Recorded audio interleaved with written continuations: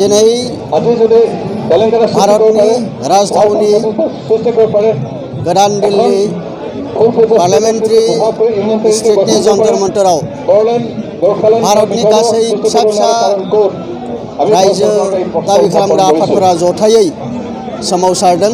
बेवहाय दुलाराय बर' फरायसा आफादजों लोगोसे joint action committee for Bodoland movement NDFB progressive आरो लोगोसे बेवहाय कुकी स्टेट डिमान्ड कमिटि लोगोसे विदर्भ स्टेट डिमान्ड कमिटि लोगोसे गोरखालेण्ड जथाय सोमावसारदों।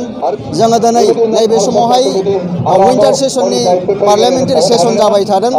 बे समाव जोंनि डिमान्डखौ गोख्रों जों भारत सरकारनो हरदों। बिथांमोना बीजेपी सरकारा जे थांनाय 2014 सनावहाय जोंनो बिथांमोननि इलेक्शन मेनिफेस्टोआवहाय आलादा बड'लेण्डखौ सोरजिनानै होगोन होननानै जि खोथा होदोंमोन आरो सारा भारतआवनो जि फिसा फिसा रायजो दाफुंनानै होनायनि बाथ्राखौ बुंदोंमोन, बेखौनो जों फिन दिनै गोसोखांहोनानै जोङो जोंनि दाबिखौ थाबैनो सुफुंनो थाखाय जोङो दिनै धरना खालामनो फैदों।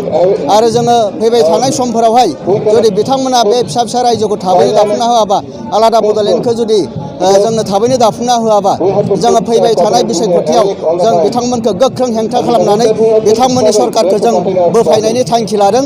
बेनो जोंनि दिनै बुंथि। दिनै जों गोदान दिल्लीयाव बड'लेण्ड दाबिनानै भारत सरकारनि खाथियाव बड'लेण्ड दाबिनानै जोङो धरना हाबाफारि लानाय जादों।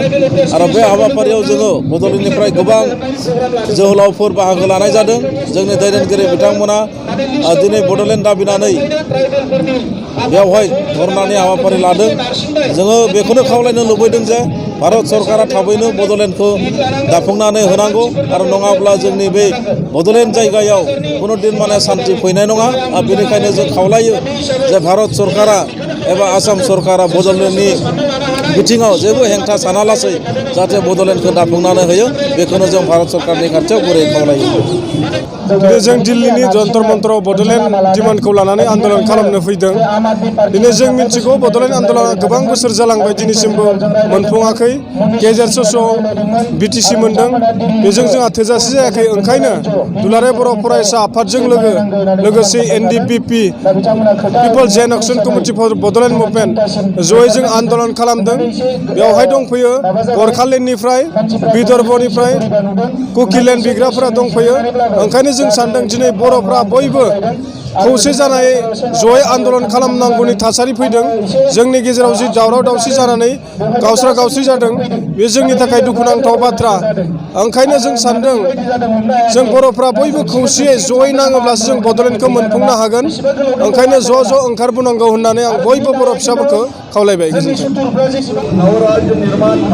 दिनै NE8निसिम आं साबायखर बावदों नैबे समाव दिल्लीयाव जि महाधरना, बे धरनायाव फैनानै जिथु हाबाफारि बेयाव लाफैबाय, बेनि थाखाय आं साबायखर बावदों।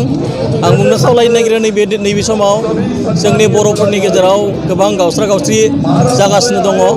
जाय गोजाम दाबि, बड'लेण्ड दाबि, बे दाबिखौ लानानै सोमावसारनाय जिथु हाबाफारि, बे हाबाफारिनिफ्राय गोबां सोमावसारिफ्रा जानगाराव दङ। बिथांमोनखौ आं नैबे समाव खावलायगोन, जोंनि जिथु बर' माहारिनि जिथु गोजाम दाबि, गोबां मानसि मुंख्लं जाबाय, 5,000निबो बांसिन मुंख्लं जाबाय। बिथांमोननि बेसेनखौ गोसो होनानै जोङो दिनैनि तारिखाव जोङो ज' जानांगौ। नैबेखौ धरनानि गेजेरजों आं खावलायनो नागिरदों। बर' माहारिनि जानानै गासैबो जाहाथे राजखान्थि अराजखान्थि गासैबो सोमावसारि दोलो आफादा ज' जानानै फैबाय थानाय समफोराव मुंख्लंफोरनि जिथु बेसेनखौ नोजोर होनानै जों ज' जानानै जिथु सोमावसारनाय हाबाफारियाव बाहागो लानांगौ आरो बड'लेण्डखौ थाबैनो सोरजिनायाव जोङो जिथु पलिसि लानांगौ, बे पलिसियाव बयबो बाहागो लानांगौ, आं बेखौ खावलायबाय।